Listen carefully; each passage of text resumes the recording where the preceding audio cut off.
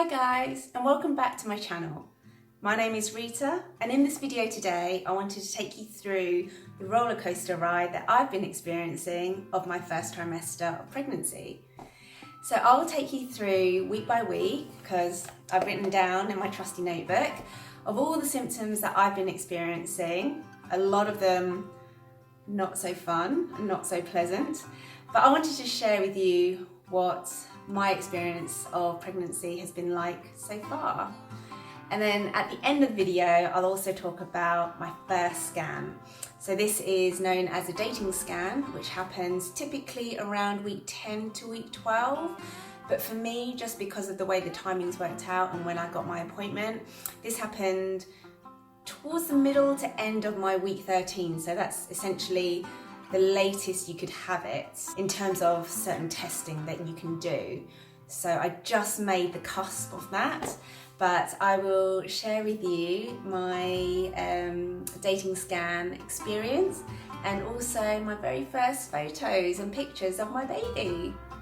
But first, let's just jump straight into all the symptoms I experienced week by week of trimester 1.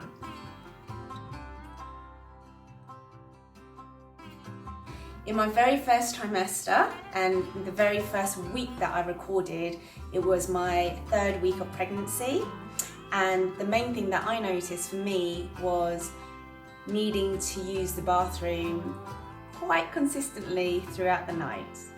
Now for me, I'm someone who actually, as soon as my head hits the pillow, I'm out like a light and nothing tends to wake me until the morning when my alarm goes off. So for me, I knew that this was the beginning of something was a little bit different, but I wasn't quite sure what it was. And at this point, I hadn't even taken the pregnancy test yet. For us, I think we took our pregnancy test around the 5th week of pregnancy. Now looking back and calculating all the weeks backwards, it was about week 5.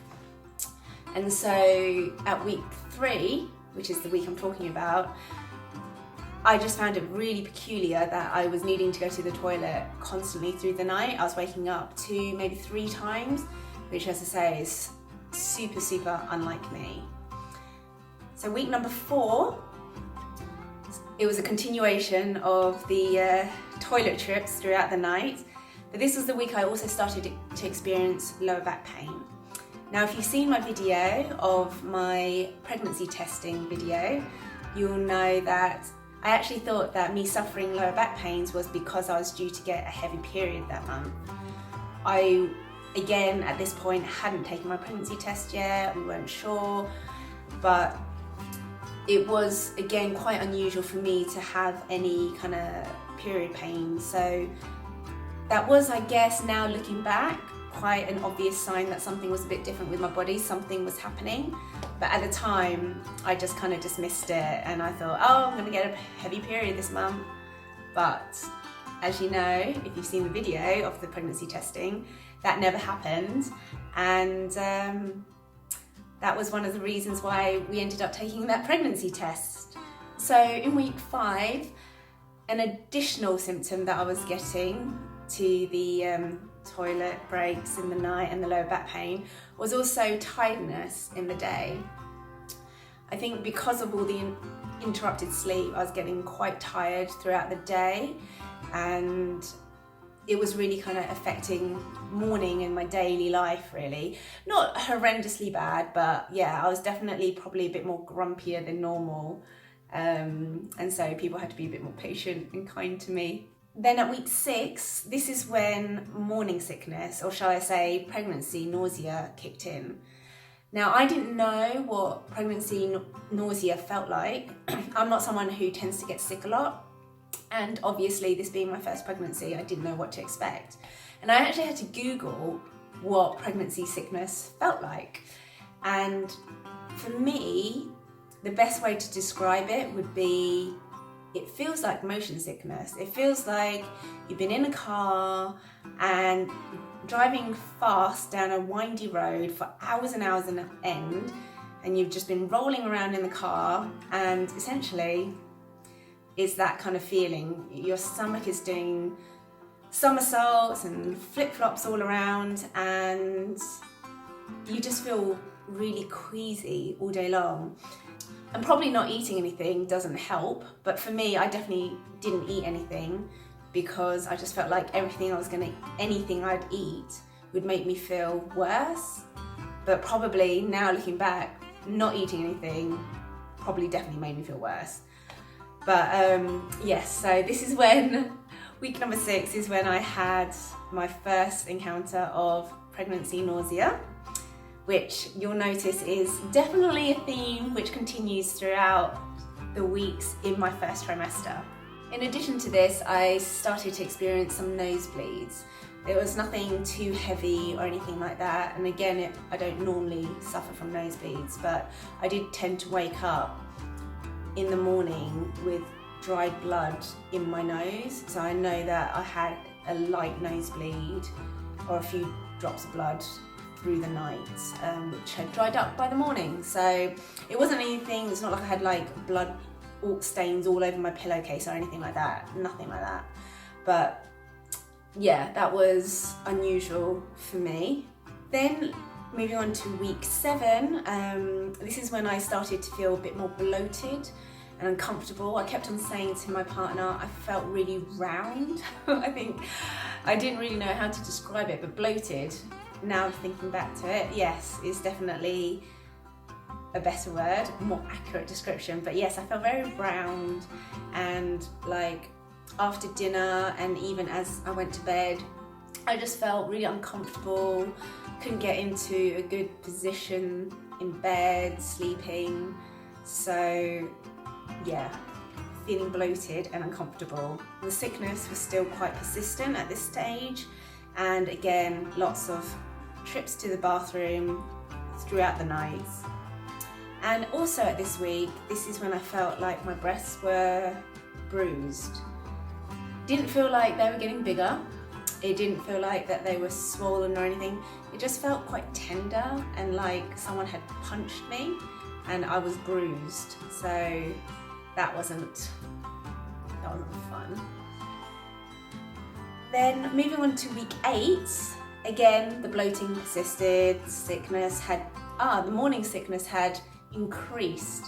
So previous, I was mostly sick or had pregnancy nausea, more so during the meal times, but now I was beginning to feel sick probably from lunch through to bedtime, so majority of my waking day, and with that goes hand in hand with a loss of appetite. So I think actually it was around this time that I had maybe lost a couple of pounds. Nothing to worry about necessarily, but I had definitely lost a couple of pounds when I was like keeping tracks of my weight. And additionally to this, I noticed that my gag reflex was super sensitive. So when I was brushing my teeth in the morning and in the night, I would accidentally make myself gag because I was just brushing too hard, or like toothbrush went in too far. But I just was feeling very sensitive on my gag reflex. In addition to this, I had a weird taste in my mouth all the time. Now, I wasn't aware that this is a pregnancy symptom. Some women have like a metallic taste to their palates during this time.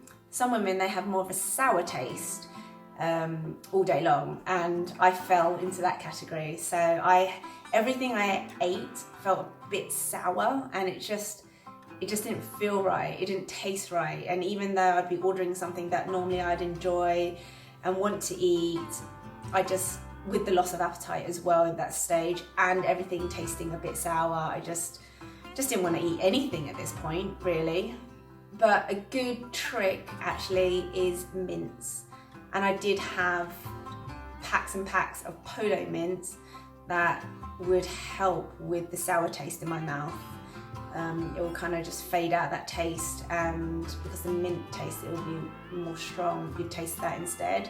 And so that definitely did help. So if anyone else is experiencing that, handy tip, mints.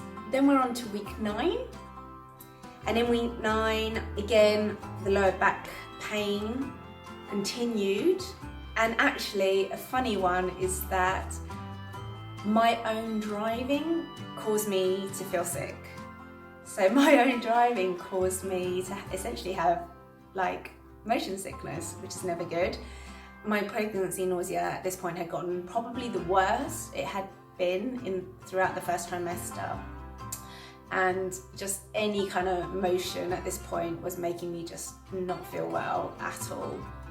In addition to that, this was the week that I think my mood had changed and I was feeling a bit low.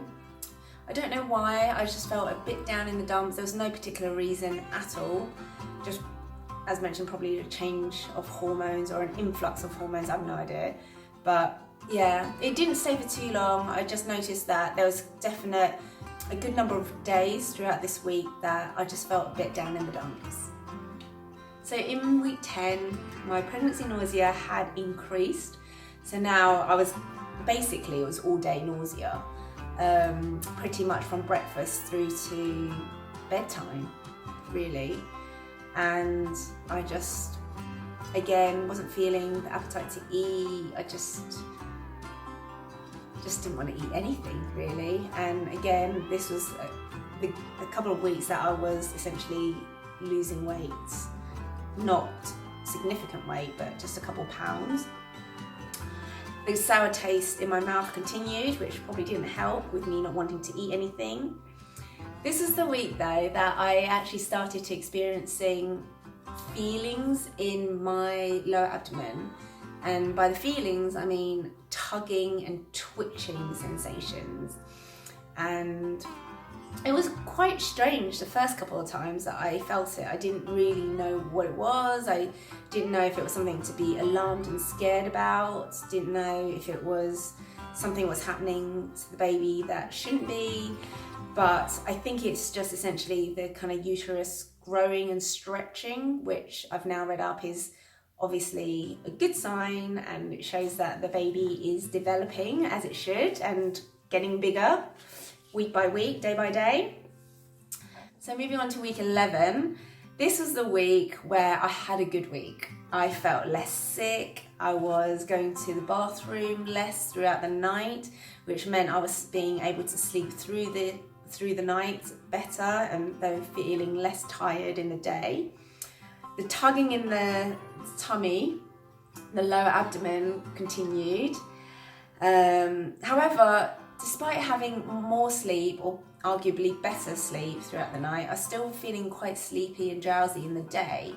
So come around probably late afternoon, about 4:30 to about 6, I was feeling quite drowsy and groggy and probably not in the best mood. I'm someone who loves their sleep, so when I feel tired, I just don't do very well when I'm tired. This was also the week that I started having a couple of like hormonal spots on my face, just a couple of breakouts, nothing too bad, but definitely noticeable for me. Week 12, it was the return of the pregnancy nausea. So again, this week I was feeling more sick than before. Pregnancy is really a roller coaster. You think, oh, the sickness is behind you, you've kind of moved on, you're going to go on to a different symptom of pregnancy, and then no. A week later, you turn around the corner and you're back to feeling sick and feeling miserable.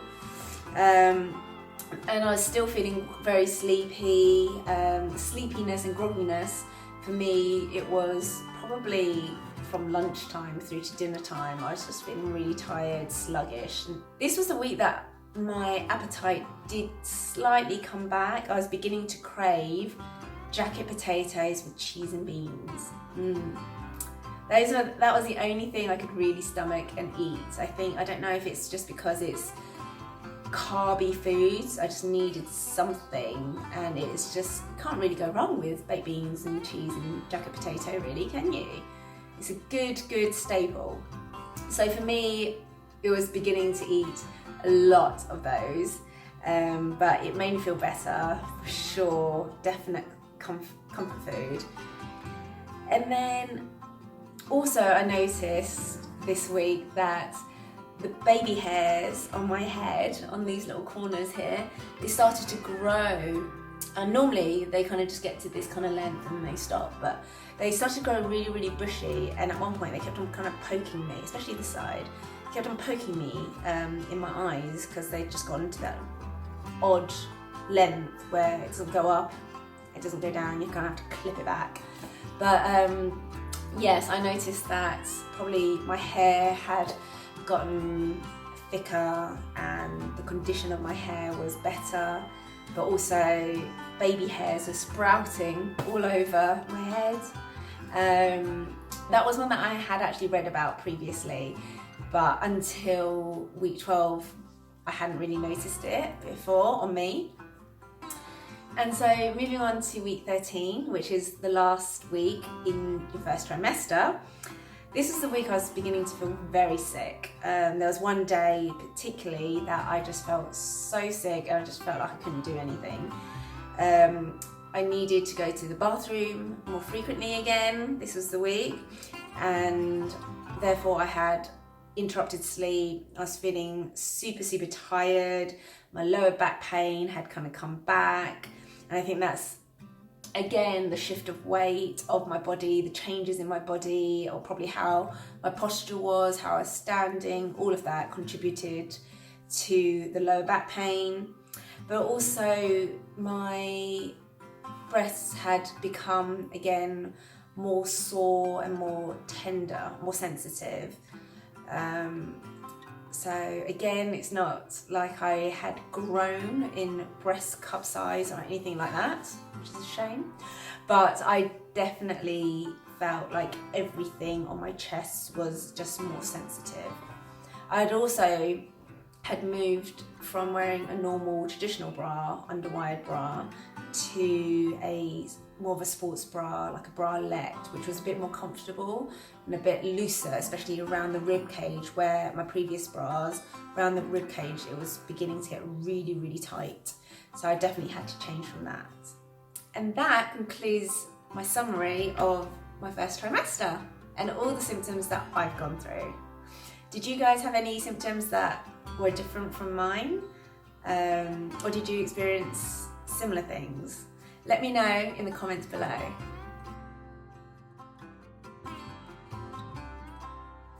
So now moving on to my dating scan. So as mentioned, a dating scan usually happens between weeks 10 to 12. For me, I had it towards week 13, the end of week 13, which is cutting it fine for some of the testing that they can do. But I wasn't quite sure what to expect. I was quite nervous about the appointment. My partner came with me, and because of COVID times, I was allowed through into the waiting room in the hospital, whilst my partner had to wait in the corridor. And so then when I finally got called to the scanning room, what happened for us is that I had to message my partner, who was outside in the corridor, and let him know which scan room I was in so that he can just quickly pop in and go straight into the scan room rather than wait with me in the waiting room. And the reason for this is they want to reduce the number of people waiting for long periods of time in the waiting room. So the scan itself was kind of cool.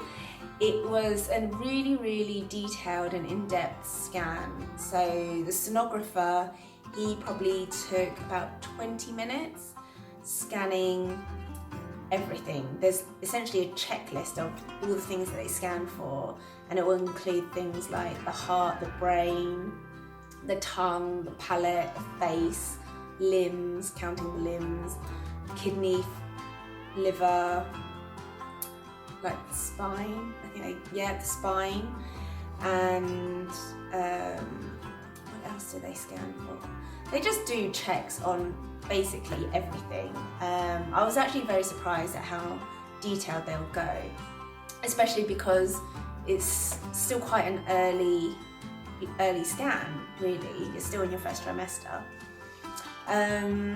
There's a screen that the sonographer will look at whilst he's scanning, but So for us, in our scan room, we also had a bigger screen, a bigger TV screen, so we could see exactly what the sonographer was looking at on his screen. It's like a duplicated monitor, and it was like blown up big. So it was really good to be able to see everything, and that was the first time that we got to see our baby on the screen.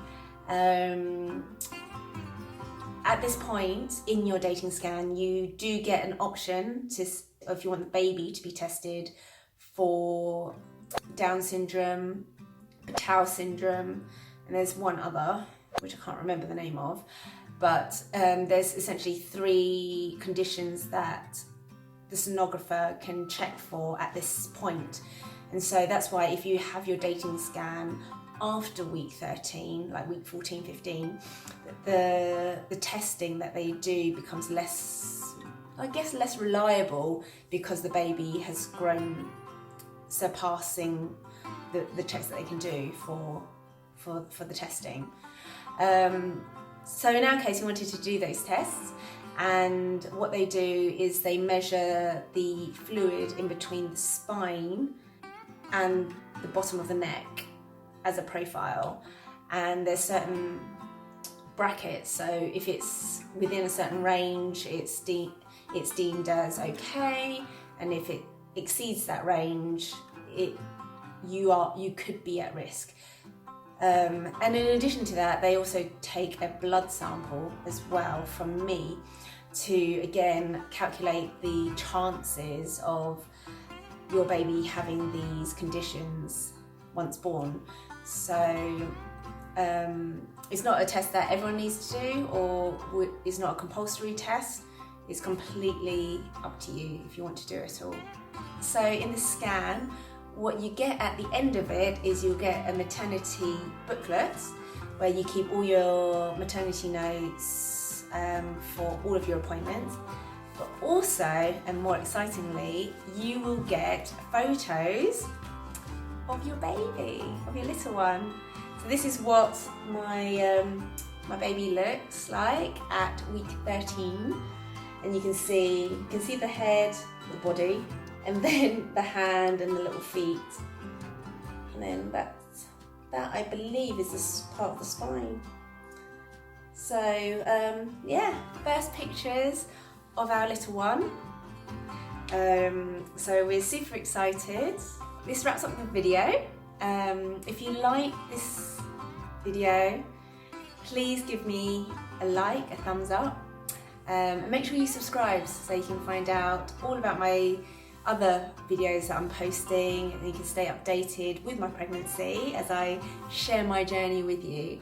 But until the next video, bye guys!